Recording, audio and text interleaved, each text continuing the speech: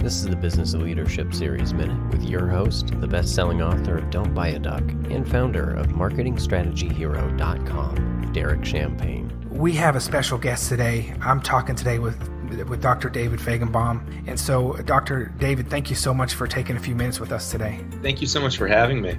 Yeah, so I had my last rites read to me one time, but now it's been, 5 times that I've come this close to death, and that where the doctors didn't think I would survive. And with each of these experiences, it was, as you can imagine, it was scary. It was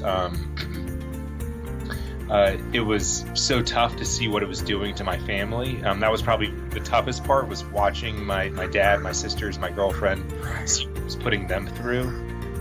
And as I laid in my hospital bed each time, and particularly the first time when I had my last rites read to me, I looked back on my life and I reflected on what I did, what I didn't do, and I started to regret things. And what I realized was that I didn't regret anything that I did do in my life, and I didn't regret anything that I did say. What I regretted were the things that I did not do and the things I did not say to the people that I loved, things that I knew that I would no longer have time to do because I would die within the next day or two.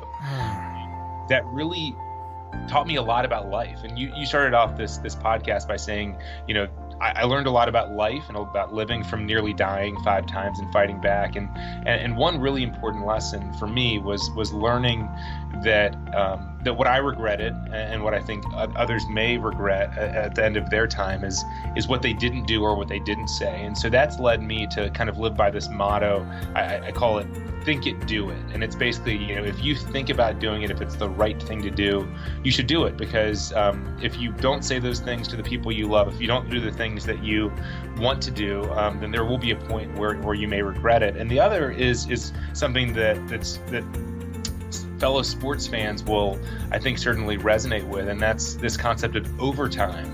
So, I've considered myself in overtime ever since the first time I nearly died, when I had my last rites read to me. And, as you know well, overtime is a time where it's extra time you didn't think you'd have, but every second counts in overtime. If you throw a bad pass in the first quarter and it gets picked off, you can make up for it. You've got 3 more quarters to make up for it.